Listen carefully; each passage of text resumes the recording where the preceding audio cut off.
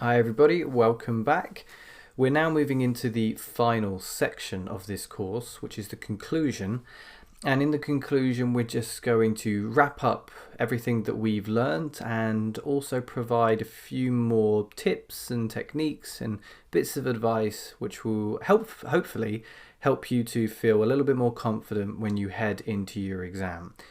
In this first lecture of this section, it's going to be a long video. The reason for this is that we're going to be answering a task 2 question from start to finish, and because you have a 40-minute time limit in the exam and you have to write at least 250 words, naturally that's going to force me into a longer video.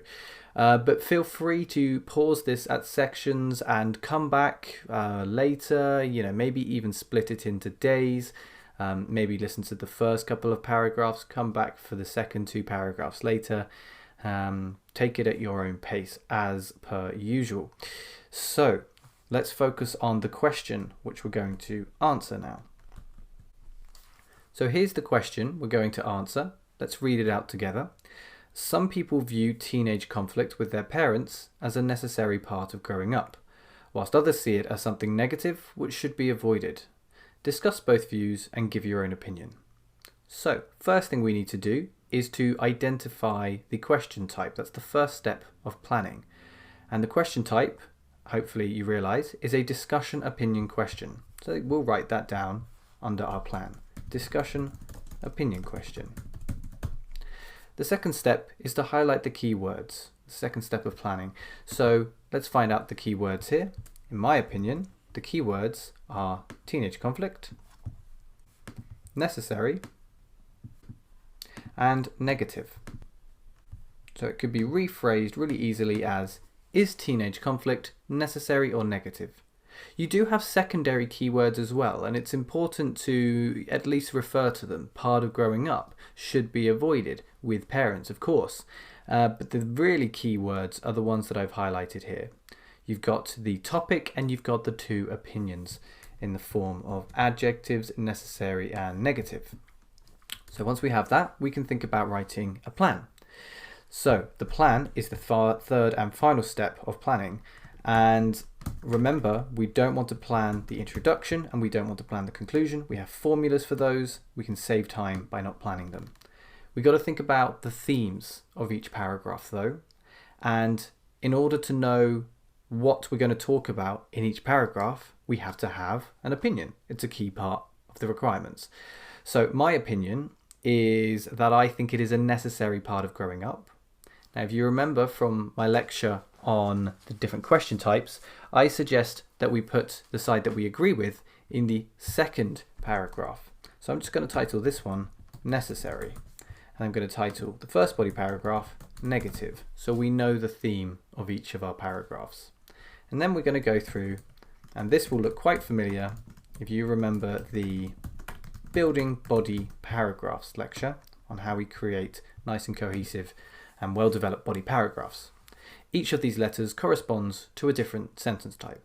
The first one is T, which stands for topic sentence. This should contain the main argument for the opinion presented. The opinion is that teenage conflict is negative. Why is it negative? Well, I would say that it can be harmful to relationships. I don't have to be very specific, it's just a plan. So just a couple of key words here. Try not to overdo the plan. Why is it harmful to relationships? Well, certainly conflict can cause tension in the family. And we can go into a bit more detail when we reach that sentence, but for now, just keeping it quite simple.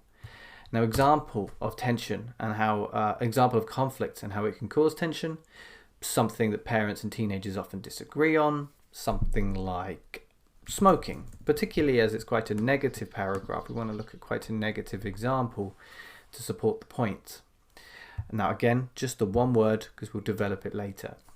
The alternative, if you remember from the conditional sentences lecture, the alternative is where if we want to emphasize how conflict is negative, we can look at how not having conflict is positive. It's that if-then sort of structure. So I'm going to title this No Conflict, and the result is happy families. Nice and simple, nothing dramatic with the language, just coming through the plan nice and quick with some ideas there. We may even join those two sentences together to create the conditional. 4 sentences in a paragraph is absolutely fine, as long as it's all well developed. Let's look at the necessary paragraph then. So, what's my main argument for why it's necessary? Well, I'm going to look at the task language here to help me. I can see they've written part of growing up. Another way of saying this, it's important for development. This is a nice open-ended idea. It almost wants me to develop the idea because it's not clear enough yet. And so I'll do that in my supporting sentence. So, important for development. Why? I think it helps teenagers, I'll just write teens here because it's the plan, to form opinions. And they're kind of forming their sense of self, I would say.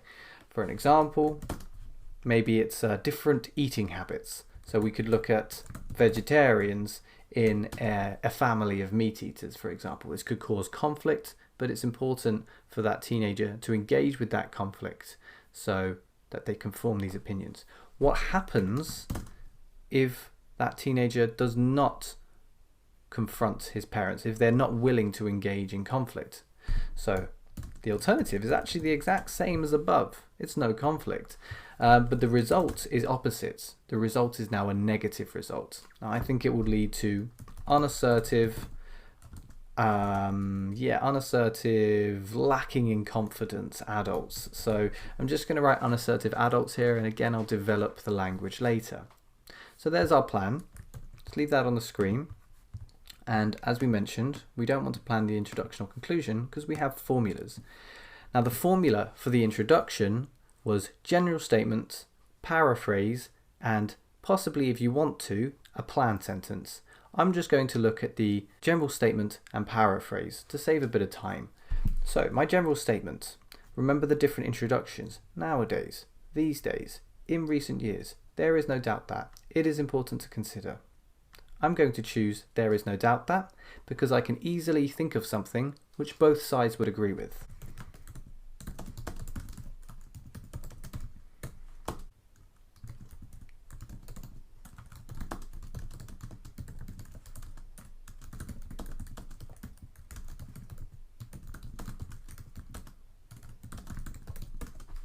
Okay, so thanks to the modal verb can, I've included a sentence which pretty much nobody could disagree with because it stops me from generalizing and it's now just a generally true statement. There's no doubt that adolescence it's not always, but it can be a difficult period for both youngsters and their parents.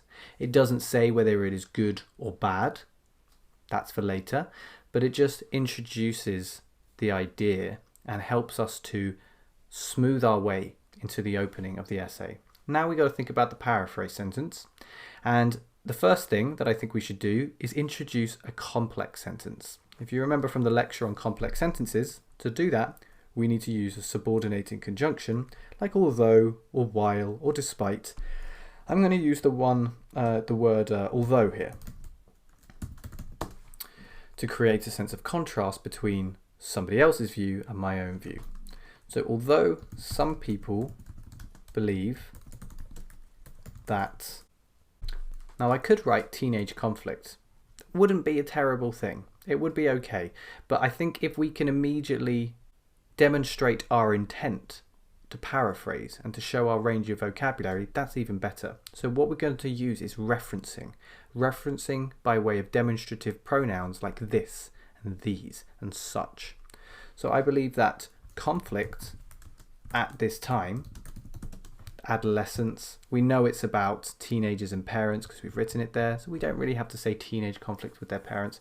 So although some people believe that conflict at this time, what's a way of paraphrasing negative, maybe don't just look for synonyms, try to think of different ways to say the same thing. So we might say here, does more harm than good. Sort of idiomatic language. It's not overly idiomatic. That would be maybe inappropriate, but it's it shows natural understanding of collocation. So conflict at this time does more harm than good.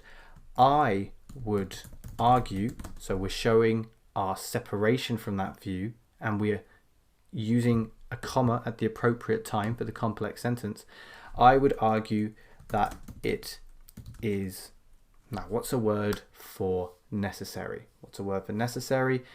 You know, we could use the word important if I want to borrow it from here. If we sit with it a bit longer, we can find another synonym. Let's go for the word essential.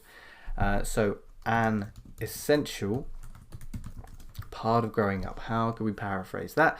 It is an essential. I might borrow now my topic sentence language from down there. That's okay. I might change it later. I might not even need to. But don't worry too much about paraphrasing everything.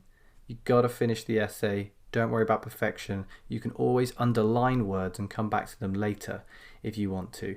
So I'm just going to write, it is an essential stage of teenagers' development. Notice the apostrophe after the S to make it possessive. Now, I don't need to write a plan. I don't need to say this essay will, because it's very clear from my introduction what this essay is going to discuss. I don't have to be so blunt about it. When your writing is of a high quality, it should be clear to the reader what he is going to be reading about in this essay. However, it is important that in an essay like this, a discussion opinion essay, that you present an opinion. We've presented an opinion very clearly with I would argue. So there's our introduction. I have a word count of 43 words. It's a nice number. It's not too long, it's not too short. So into the body now, into the body. And because we are looking at a discussion opinion question, it's a discussion. There's an opinion involved, but it's a discussion. And like with any discussion, you're looking at one side, you're looking at another side. So what am I going for here? Maybe you can get it before I finish. On the one hand. And you might be able to guess what I will be introducing my next paragraph with, but we'll come to that later. On the one hand. Okay. Now, a good topic sentence should consist of both the view and the argument. And here I'm going to introduce a nice template that you can use for many different topic sentences. Those who believe argue that. If you want to avoid the generalization, you might add a might argue that. But I'll give you a template here, an example. On the one hand, those who believe education should be free might argue that it leads to a stronger economy. So you can see what we might use here. Those who believe, what's the view? Teenage conflict is negative. Yeah, we could say negative. What's the adjective of this word here? The adjective is harmful.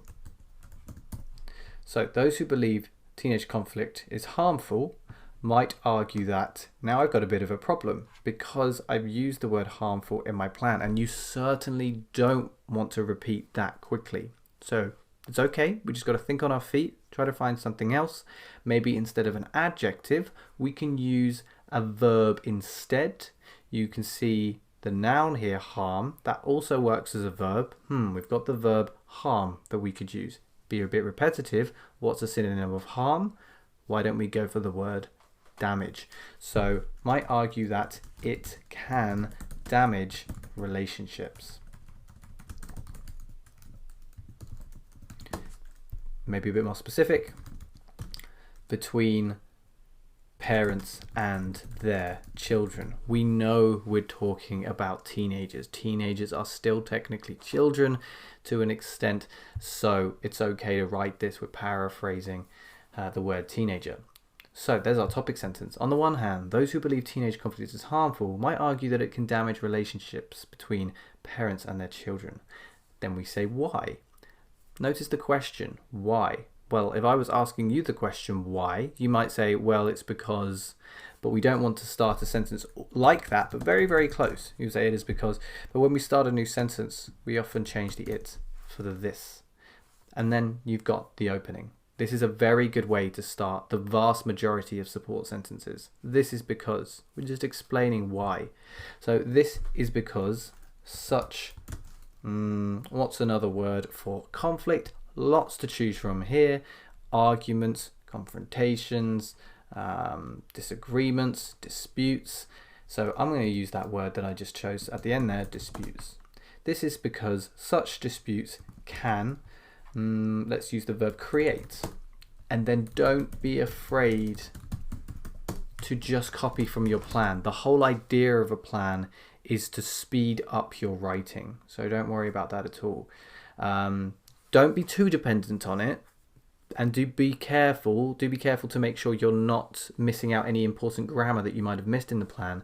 But certainly don't be too hesitant to just copy from the plan. This is because such disputes can create tension in the family. We have an example. Instantly, you should be writing, for example, without even thinking too much about it. You've got the E there, that translates straight to example, for instance, to illustrate. You can score a band 9 with cohesive devices like this. They may be very regular, but you can still do so. So, for example, this is going to be a bit tricky. We're going to speed through this example a little bit, but hopefully it will get the point across about how to use an example. It is quite common for young people, so a paraphrase of teenagers, quite common for young people to begin smoking at their age. Why do they do it? To impress their peers. But the resulting, again, we've got to find another word for conflict. So the resulting confrontations with parents can lead to difficulties with communication afterward. So that's a long example. Examples can be a bit tricky to write, particularly when you're giving real life, kind of tangible, physical examples, but those are the best ones to write. Being a bit more abstract with your examples isn't quite as effective, so it's harder, but it is better. So for example, it is quite common for young people to begin smoking at their age to impress their peers, but the resulting confrontations with parents can lead to difficulties with communication afterwards. If you wanted to, you could just remove the reason. It's not really essential to the task at all. It might just give a little bit more justification to the example that you're using, because it's about teenagers. So you could remove that as well. I'll leave it in for now. So I'm going to join the last two sentences together, as I suggested that I might do earlier. It's an alternative sentence, and in any alternative sentence, it can be good to begin in contrast. If. It's immediately into the conditional. Force yourself into that complex grammar. In contrast, if there is no conflict between parents and teenagers, what comes now? Comma. End the clause. Just like a regular complex sentence, you need that comma before you move on to the independent clause. So if there is no conflict between parents and teenagers, there will be, so notice I'm using the first conditional here, there will be, because I think people who are arguing for this side think that it is possible that there can be no conflict. They do think it's possible, and when something is possible, we use the first conditional. If it's unlikely, we'll use the second conditional. So there will be a much greater sense of, now notice that I force myself into using a noun here. What's the noun of happy? Nice and simple, happiness in the family. Done. Okay. Yes, you might notice that there's an in the family here twice, so let's maybe change that. There'll be a much greater sense of happiness among family members. Let's look at the word count. 132. That's very, very close to being half. It's just a bit over. So 125, bang on halfway. 132 suggests that we are right on cue for just creeping over the 250 mark by the time we get to the end. And that's where we want to be, because that gives us a lot more time to check our work at the end of the response. Let's go into the second body paragraph here. Now, on the one hand, what are we going to write here? Of course, we're going to write on the other hand. And the next thing we need to do is to present our opinion. Again, we need to make it very clear to the reader what our opinion is throughout the response. We made it very clear that this is not our opinion because we wrote those who believe. So naturally over here, we're going to write I, or we're going to write my, some sort of personal pronoun being used here. So on the other hand, maybe I'll write my view is that. My view is that. So on the other hand, my view is that this conflict, so we're not writing teenage conflict, we are using demonstrative pronouns to reference. My view is that this conflict, is important because, so a slightly different structure, but the exact same idea. You want the view and you want the argument. The view and the argument. The view is that it's important and the argument comes after because. My view is that this conflict is important because it can help teenagers to write. So now we could use develop. So we haven't used the noun, we can use the verb. If we sit with it a little bit longer, we might be able to think of a good synonym. For example, mature. It can help teenagers to mature. You could use something else. It can help teenagers to find their own voice is a nice idiom, but lots of different things that you could write here. The important thing is you have your view and you have your argument. Okay, support sentence, same kind of thing. Again, this is because I know you don't want to be repetitive, so let's sit with it. Another thing that we can say instead is just this is due to, or the reason for this is. It's nothing spectacular. Again, these cohesive devices should just help the reader to follow the essay. They shouldn't be looking at these devices and thinking, wow, they should just be almost not noticing them. So the band descriptors actually say, in Coherence and Cohesion for band 9, uses cohesion in a way which attracts no attention. So that's the main idea of cohesion. So the reason for this is that, again, we've got to think of another word for conflict. Maybe we can extend it and create a phrase from it instead. Something like, by having disagreements. So the reason for this is that by having disagreements, teenagers, what's another word for teenagers? Adolescents. Notice with a TS, not with a CE, because we're looking at the people. The reason for this is that by having disagreements, adolescents can form their own opinions. Maybe form, and then there's that word develop as well. So you can create it and then you can develop it. So form and develop their own opinions. Again, we've got an example. So instantly into the for instance, we use for example, we'll now use for instance. For instance, a child may grow up in a family of, we would say, meat eaters. Notice the hyphen here, very important for the punctuation, although it is difficult to know when to use them. So for instance, a child may grow up in a family of meat eaters but feel very strongly about not eating meat. Okay, now this is interesting because I've ended the sentence here, but I need to extend it. It's not enough. There's no idea here about voicing an opinion, about forming an opinion, about justifying it to yourself, about conflict. There's no conflict here. No conflict between people anyway. So I want to write it in my next sentence, but of course in my plan, I've gone with a different route. All I need to do is be willing to change my plan. This is an important point to make about planning. Do not feel trapped by your plan. You should be able to modify it as you go if you need to. So what I'm going to do instead here is I'm going to remain with the same example, and we're going to look at the alternative, not of no conflict in general, but the alternative of this specific example. So no conflict, or stay quiet about being a vegetarian, and then the negative result of that. So, she'll be against principles. So, for instance, a child may grow up in a family of meat eaters, but they'll feel very strongly about not eating meat.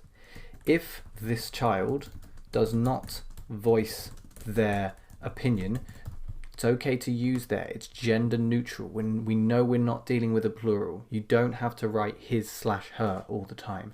So you can just write there. So if this child does not voice their opinion, they will be going against their principles. So I've got 4 sentences here. This leaves me with a space to open up one more, where I can look at the alternative of that alternative. So it's like an alternative on top of an alternative, but it drives the point home at the very end. So I could say, however, if this child, or if they, referencing, if they are willing to engage in conflict with their parents, their conscience, oops, I've spelt that wrong, haven't I? Their conscience will be much clearer despite the, what's a negative word? A word for feeling negative. Let's go with the word agony. It's a bit strong, but it puts the point across. Despite the agony of the argument. Okay, so however, if they are willing to engage in conflict with their parents, their conscience will be much clearer despite the agony of the argument. We've got the first conditional being used twice in a row. That's absolutely fine. Both scenarios are very possible. You would be absolutely fine to write the second conditional as well and just argue that it's a hypothetical example. Either one is fine here. But let's just check the word count. So you've got 2 to 8. So we've just set it up really nicely for that conclusion. Conclusion only needs to be about 30 or 40 words. And we've got 32 words to write before we hit the minimum word count. So we're right on track.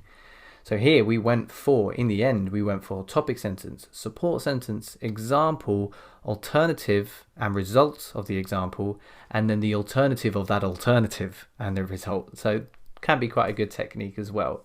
Uses a lot of complex grammar like conditionals throughout. Okay, so conclusion.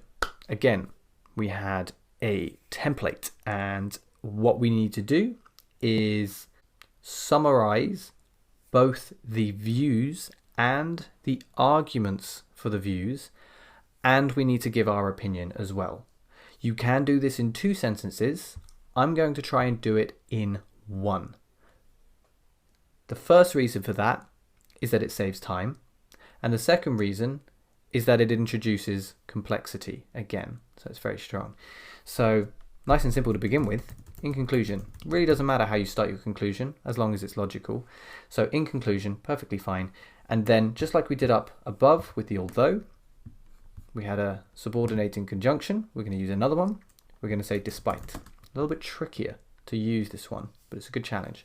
So despite. When you use despite, it can be best to start with the argument and then move to the view. So the argument for the top one is about damaging relationships.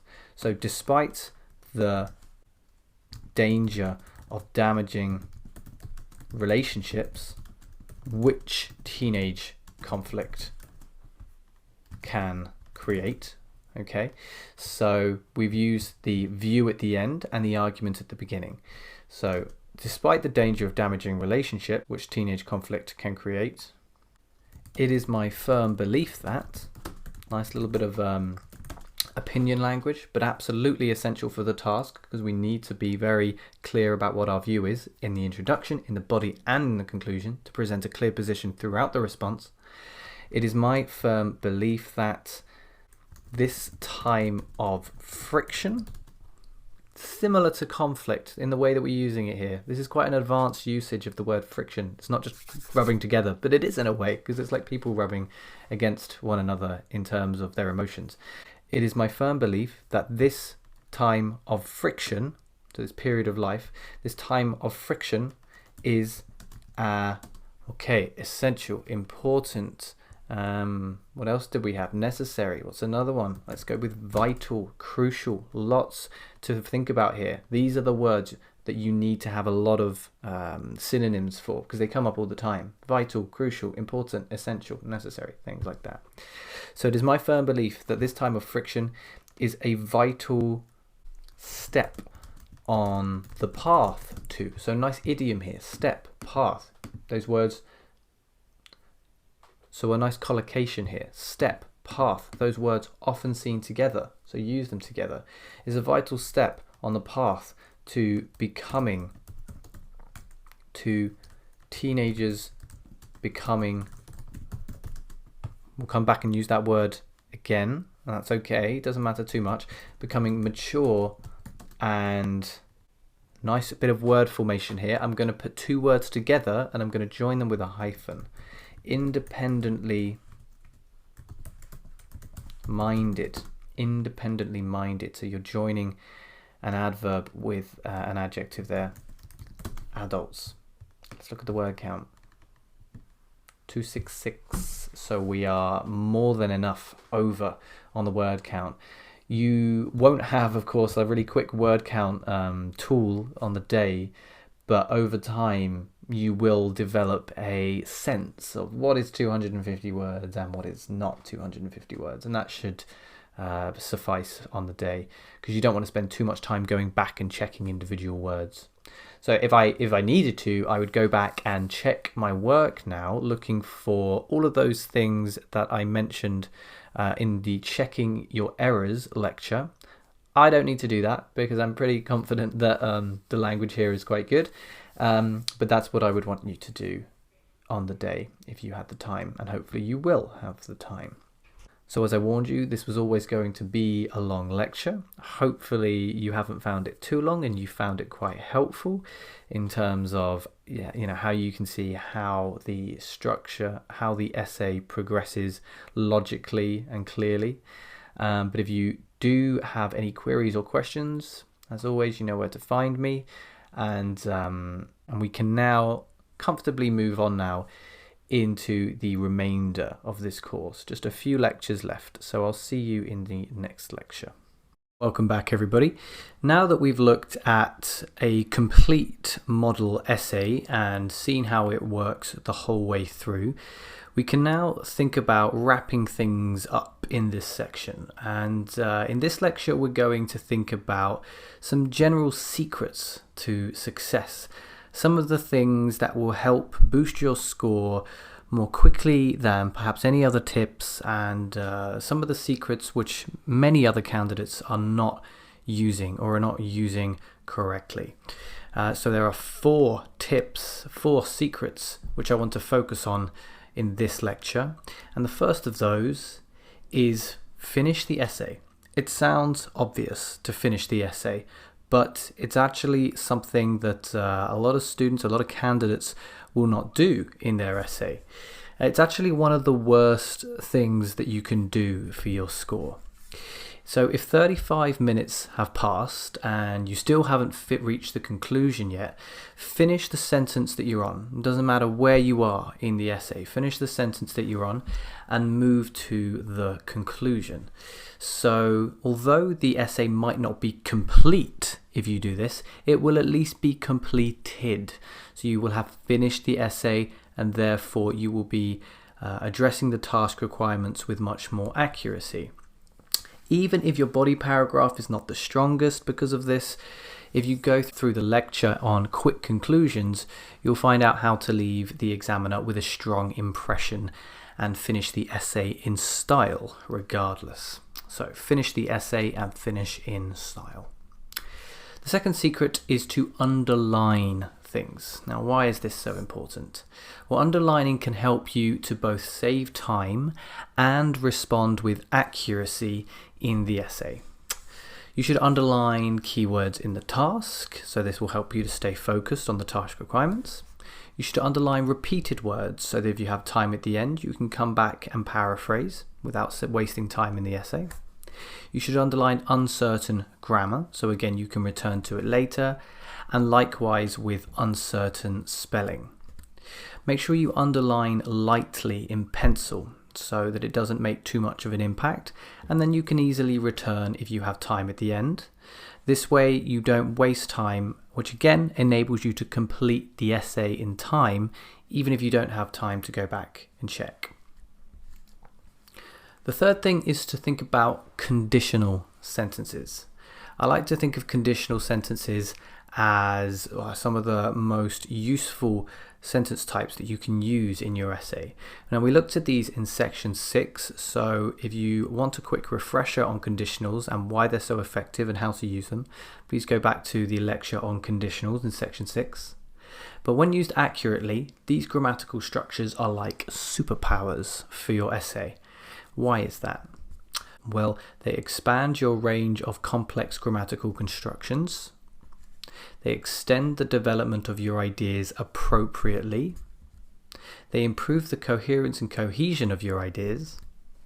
And they give you an easy way to support and strengthen your ideas without having to do much original thought. Now, the reasons for this are all made clear in the lecture on conditionals, but as you can see, with conditionals we're able to boost our score in a number of the band descriptor categories. So it's super effective grammatical construction here. Finally, the last secret: plan effectively. There are some people out there who choose not to plan at all. There are some people out there who choose to plan, but they plan poorly, and this can actually have an even more detrimental impact on their score than if they didn't plan at all. So the key here is to write a good plan. It's imperative because not only will it organize your thoughts coherently, but it will also help to save you time. Make sure you check out the lecture in section 2 on planning, but also the lecture in section 3 on building body paragraphs.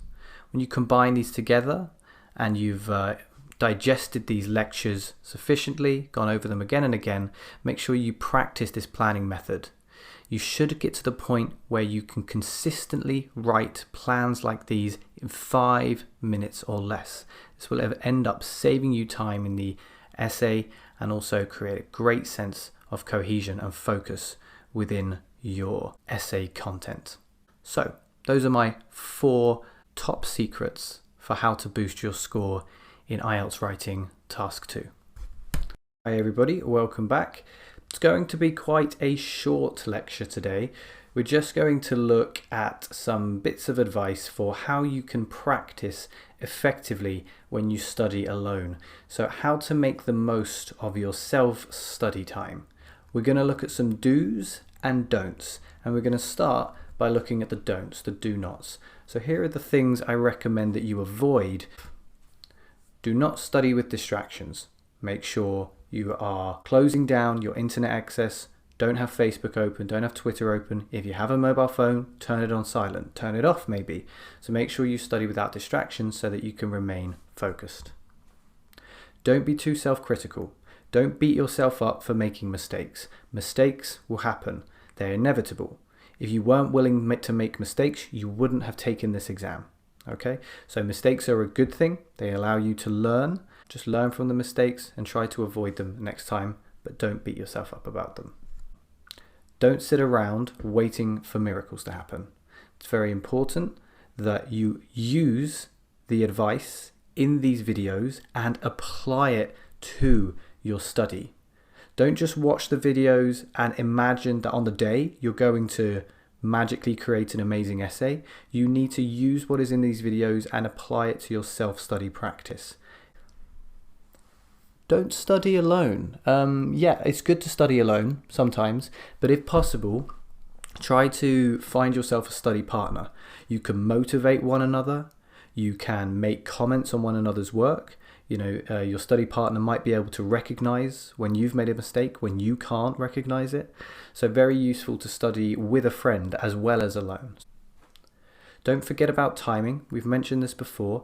I recommend that you study with a clock, study without a clock. Study with time limits and study without time limits. But make sure you don't forget about timing. Otherwise, you're going to struggle in the exam to hit that 40-minute time limit.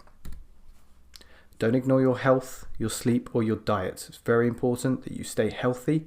A healthy mind is a healthy body. Healthy body is a healthy mind. So if you have a healthy mind, then you're going to apply yourself to your self-study with much more focus, and that's what we want to see. Finally, do not overwork yourself. This is kind of related. Make sure that you are getting enough sleep.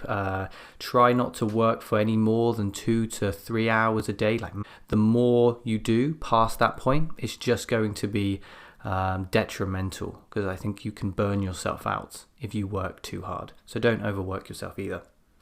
So try to avoid being like this little guy on the right here. He's obviously caught himself in the cycle of distractions that you can sometimes find yourself in when you're on sites like YouTube and you're just scrolling through all those different videos.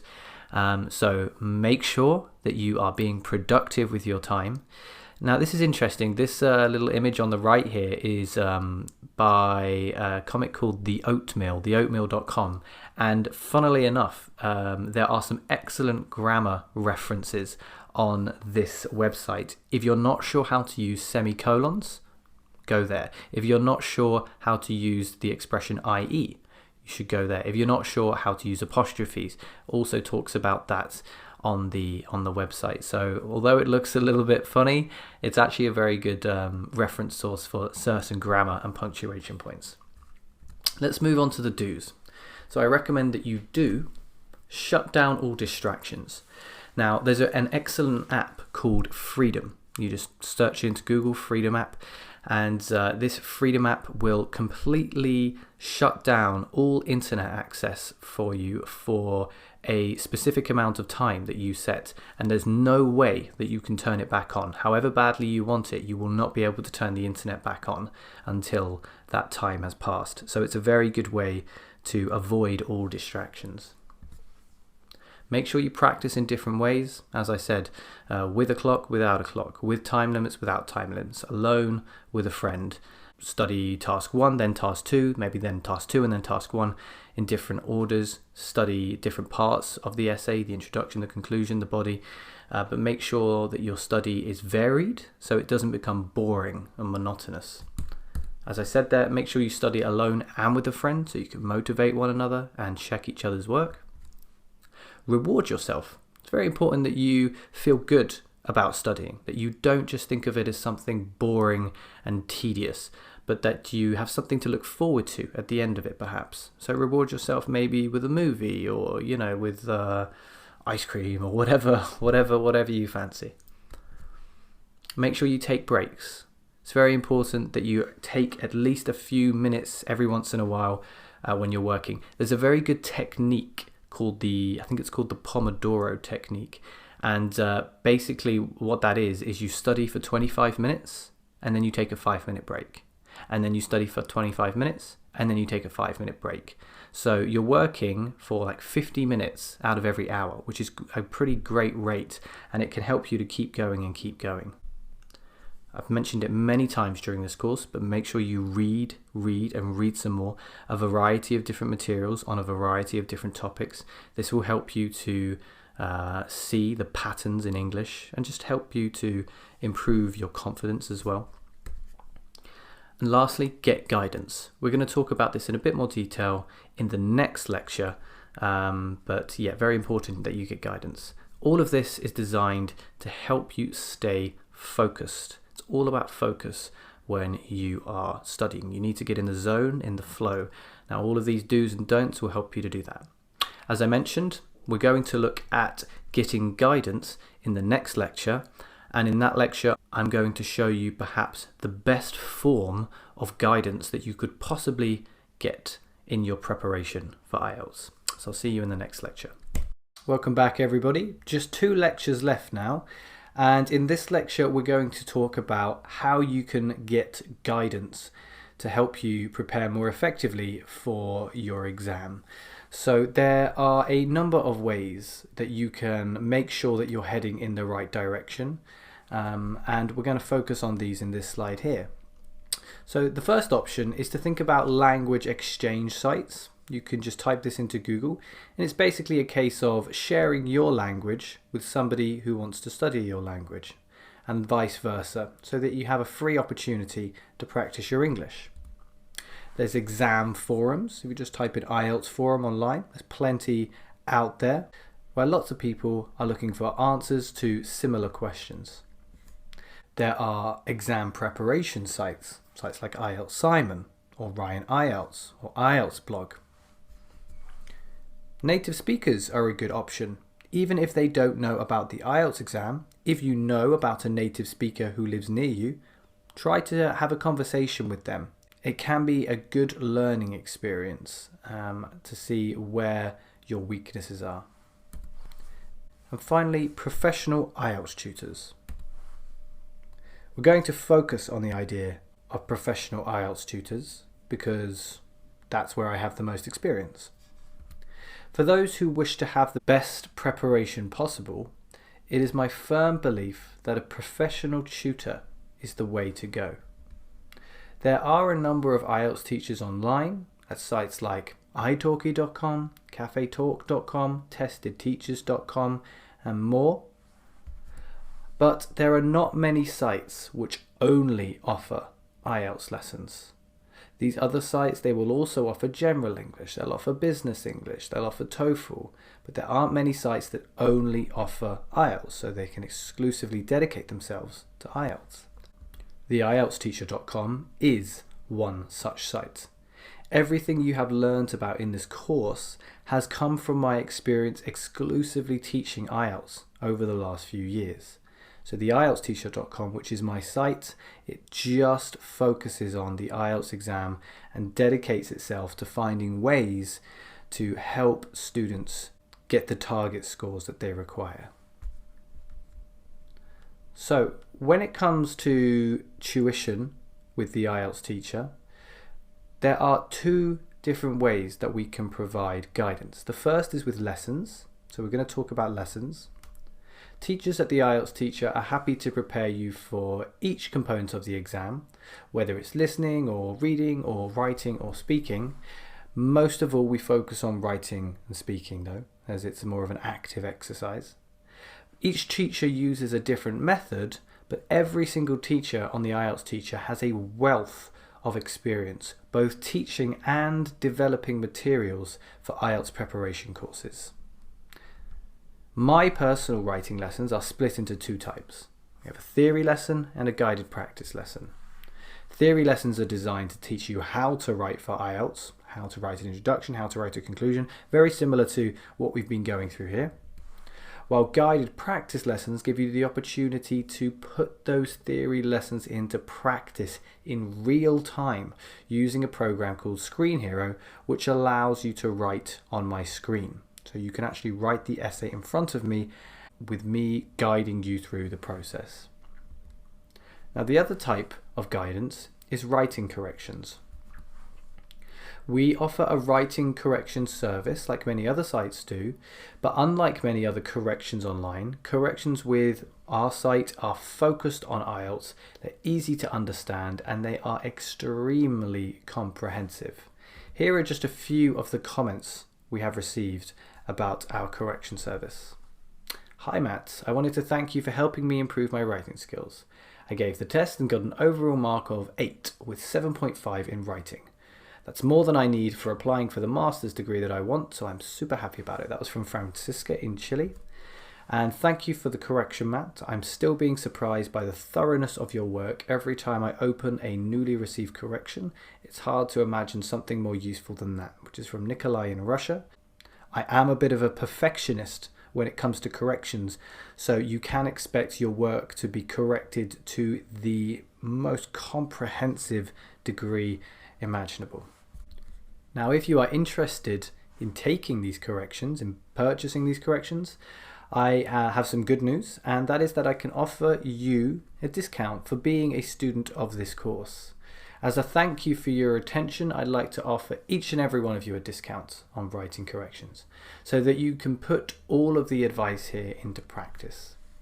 So for 10% off writing corrections of any package, please enter the code Udemy IELTS 10, all capital letters. Okay, there'll be an option to insert the discount code into the coupon code box at the checkout, and I look forward to reading all of your submissions. Finally, just some resources here for different pages of the IELTS teacher. That's the actual site itself. The IELTSteacher.com/choose-your-teacher will allow you to book a free demo for lessons.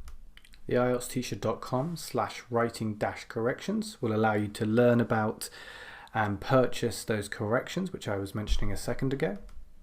theieltsteacher.com/video-demonstrations will give you some demonstrations of what a general lesson looks like. theieltsteacher.com/testimonials will allow you to see reviews from former students. And I also have a Facebook page where I'm often putting little tips and tricks about the IELTS exam, facebook.com/theieltsteacher.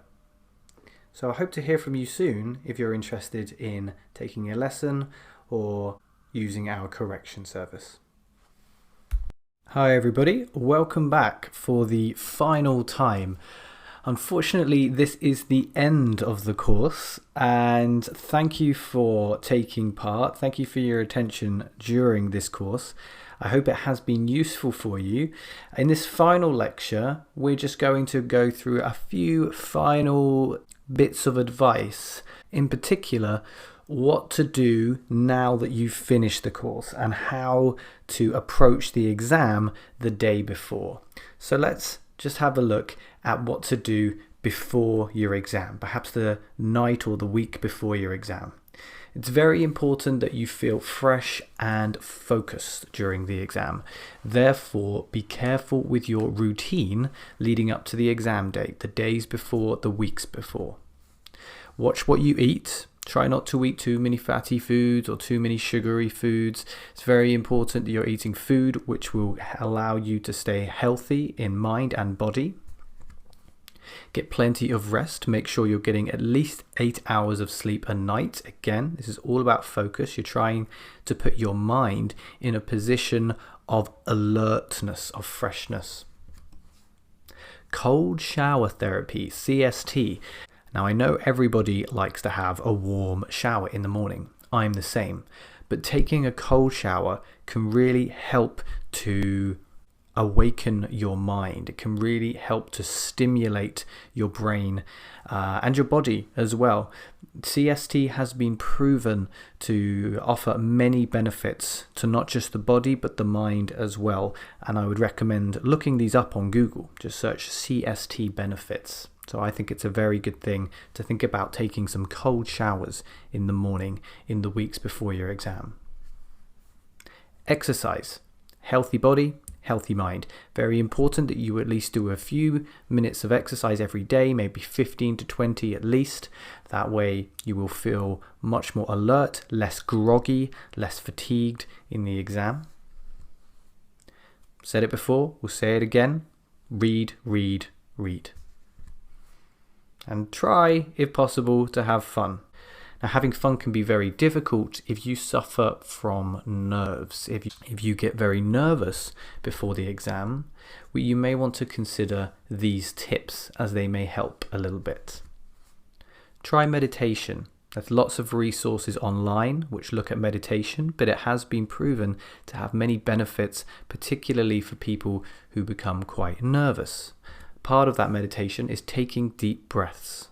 What I like to do is to breathe in through the nose for 5 seconds, hold it in for 5 seconds, and then what I like to do is breathe in for 5 seconds, so breathing in for 5 seconds, and then breathing out for 5 seconds. And if you do this for about 5 or 6 breaths, you will notice that your body will actually start relaxing. It activates, let's say, the relaxing center in the body. There is science behind this, but basically if you take these deep breaths, again, it has been proven to relax the body, to switch off the adrenaline part of the body. Focus on one thing at a time. Don't look at the whole exam and think, oh, there's so much here, there's no way that I can do this exam. Just focus on one question at a time. Before you know it, you will have finished the exam and you'll have realized that that wasn't so impossible after all. And remember, there's always next time. So try not to put yourself under too much pressure. If you put yourself under pressure, you will become nervous. So just remember, if you don't get the score you need the first time around, you can always take the exam again. So I want to take this final opportunity to just say congratulations for completing Mastering IELTS Writing Task 2. I'd like to thank you for your commitment and dedication to the course, and I'd like to thank you personally for choosing this video course. Of course, I hope it's been very, very useful for you, and I would like to take this final moment to say a big good luck to each and every one of you. So did you find this course helpful? I hope so. If you did, please leave a review so that other people can feel confident about signing up to this course, and hopefully they can replicate the results that you will hopefully get. If you have any constructive feedback, if you have any issues, anything that you'd like to have seen done differently, please email me to let me know. So whether it's good or bad, I'd love to hear from you. Finally, I'd love to hear about your exam experiences and the scores that you get. So please don't hesitate to get in touch with the results of your exam. Hopefully good, but even if a little bit disappointing, I'd love to hear about how you've got on. So thank you very, very much for taking this course. Once again, I hope it has been useful, and best of luck with your exams whenever they are, and all the best with your English learning and your future studies or careers.